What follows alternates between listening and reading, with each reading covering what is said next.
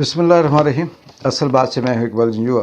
नाज़रीन, पाकिस्तान के अंदर जो सियासी और इखलाकी समाजी बहरान है वो तो अपनी जगह पे भी जारी है। 1 साल हो गया, उसका कोई अभी तक हल नहीं निकला। एक तरफ पूरी रियासत की ताकतें हैं और दूसरी तरफ पाकिस्तान तहरीक इंसाफ लड़ रही है। कभी अदालत में केस जाता है, कभी वापस पार्लियामेंट में आता है। लेकिन उस बहरान के साथ साथ आज जो सबसे बड़ी डेवलपमेंट कह सकते हैं, जो सबसे बड़ी तब्दीली है, वो ये हुई कि आज़ाद कश्मीर के अंदर भी एक सियासी बहरान का आगाज़ हो चुका है और सियासी बहरान पैदा हुआ। पर आज़ाद कश्मीर के वज़ीर-ए-आज़म सरदार तनवीर इलियास, जो अब्दुल क़य्यूम नियाज़ी के बाद पाकिस्तान तहरीक इंसाफ के ये दूसरे वज़ीर-ए-आज़म थे, बने, मुंतखब हुए। ये हल्का वस्ती बाग से MNA थे और उसके बाद पाकिस्तान तहरीक इंसाफ की जमात से ये आज़ाद कश्मीर के वज़ीर-ए-आज़म बने थे।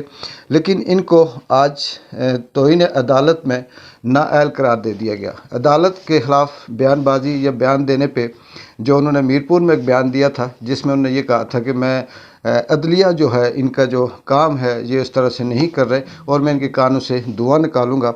उस पे आज़ाद कश्मीर की जो अदालतें थी, जो सीनियर जज थे सुप्रीम कोर्ट के और हाई कोर्ट के, वो बैठे। उन्होंने फिर अपनी तरफ से फ़ैसला किया और सरदार तनवीर इलियास को तलब किया।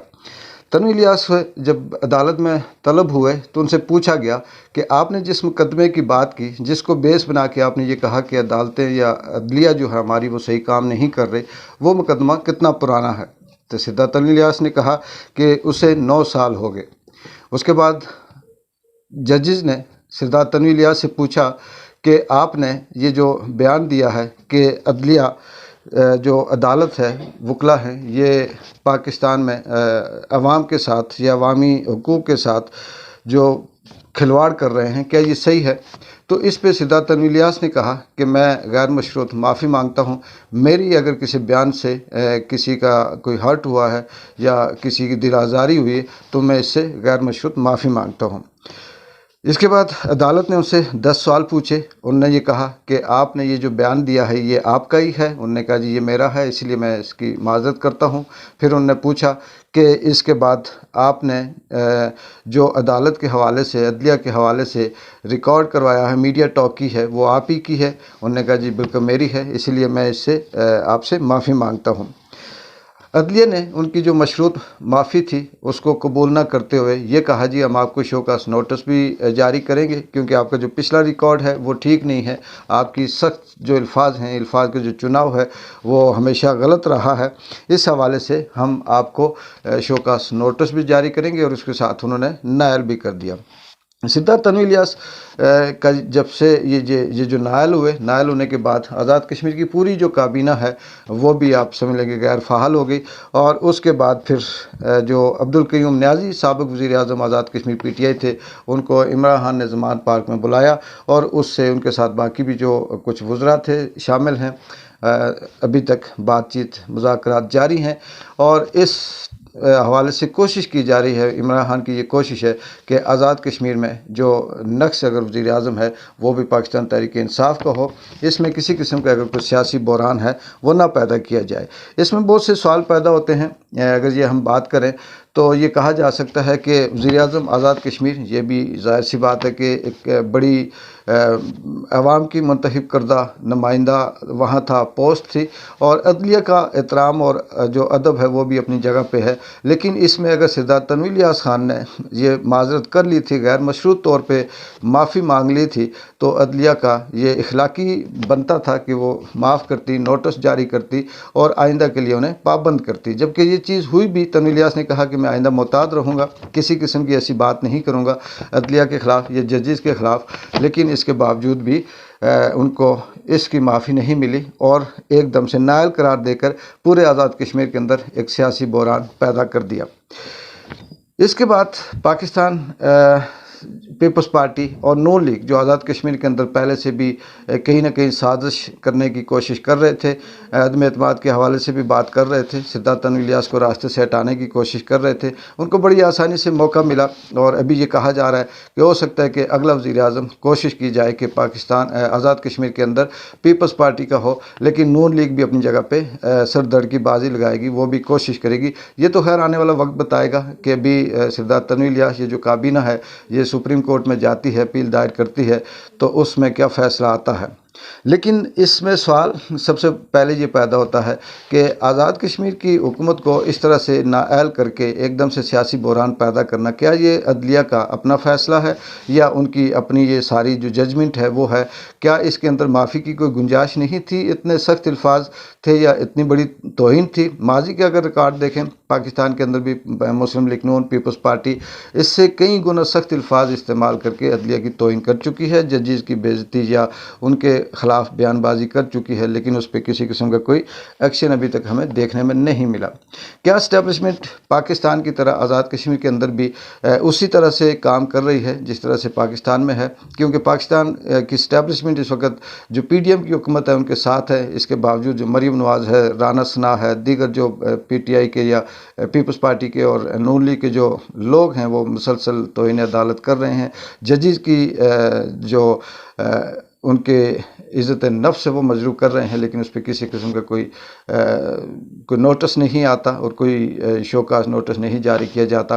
لیکن آزاد کشمیر میں جیسے ایک بات کرنے سے وزیر اعظم کو وارننگ دینے کے بجائے نااہل قرار دے دیا گیا۔ کیا یہاں بھی اسٹیبلشمنٹ پی ٹی آئی کے خلاف ہے اور وہ یہ چاہتی ہے کہ آزاد کشمیر کے اندر بھی سیاسی بحران پیدا کر کے ایک نئی حکومت بنا کر یا نیا وزیر اعظم بنا کر ایک مضبوط کیا جائے پاکستان کا جو بیانیہ ہے وہاں پی ڈی ایم ہے اس کے حوالے سے یہاں پہ بھی تبدیلی کی جائے۔ اس کے ساتھ عدلیہ نے بھی جو اپنا موقف دیا ہے وہ یہی دیا، سدھارتھ تنویر الیاس کو بار بار یہ کہا کہ آپ کا ماضی کا ریکارڈ اچھا نہیں، آپ کے پچھلے بیانات سخت تھے، آپ کے الفاظ بہت سخت تھے، ہم نے آج سے پہلے بھی آپ کے جو میڈیا ٹاک رہی ہے وہ اچھی نہیں رہی، اور اس ریکارڈ کو سامنے رکھتے ہوئے ہم آپ کو نااہل کرتے ہیں۔ دوسری طرف سدھارتھ تنویر الیاس نااہل ہونے کے بعد مسلسل اپنے کوشش کر رہے ہیں کہ وہ عوام کو جمع کریں، یا اس طرح سے جو کل دیکھتے ہیں کہ اس میں جو کابینہ کا اجلاس ہوگا اس میں وہ کیا فیصلہ کرتے ہیں، آگے سپریم کورٹ میں جاتے ہیں یا نہیں جاتے۔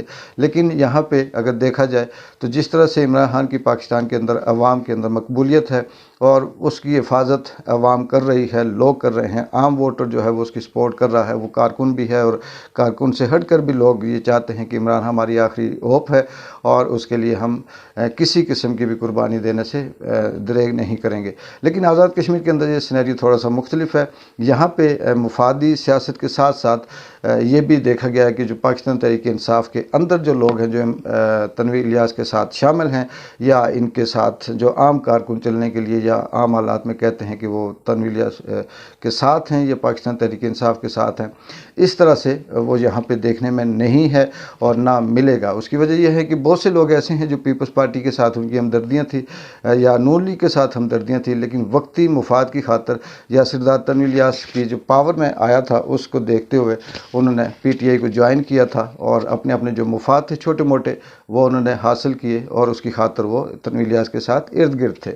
لیکن اب جیسے ہی اگر پاسا پلٹتا ہے تو مجھے نہیں لگتا کہ مظفر آباد ہو یا آزاد کشمیر میں سدھارتھ تنویر الیاس عوام کا یا کارکنوں کا اتنا بڑا جو گروپ ہے یا اتنی بڑی جو تعداد ہے وہ جمع کر پائیں گے جس سے ایک پریشر ڈیولپ ہو اور وہ اپنے آپ کو دوبارہ سے ریسٹور کر سکیں یا پھر کوئی بہتر راستہ، مثبت راستہ نکال سکیں۔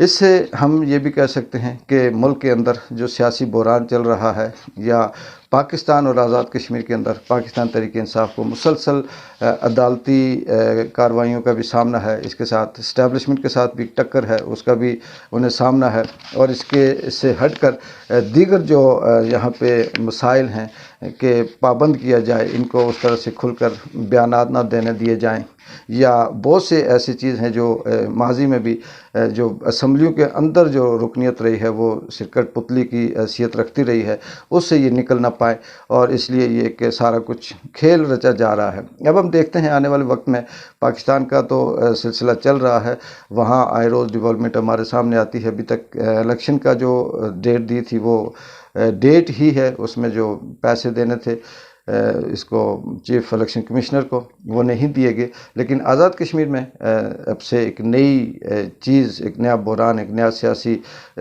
سلسلہ شروع ہوگا۔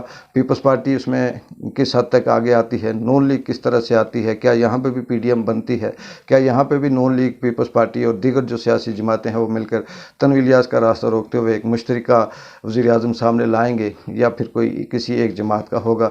تنویر الیاس کس حد تک کامیاب ہوتے ہیں اپنی بیان بازی پہ، یا اپنے جو وہ کہتے ہیں کہ میرے ساتھ کارکن ہے، میرے ساتھ عوام ہے، وہ کس حد تک ان کا ساتھ دیتے ہیں۔ وہ لوگ جن پہ اربوں روپے تنویر الیاس نے خرچ کیے اور ان کو اپنا ساتھی بنایا، کیا وہ کارکنوں کو جمع کرنے میں وہ لوگ جمع ہوں گے؟ یہ آنے والے وقت میں دیکھتے ہیں کیا ڈیولپمنٹ ہوتی ہے۔ اقبال جنجوع کو اجازت دیں، اللہ حافظ۔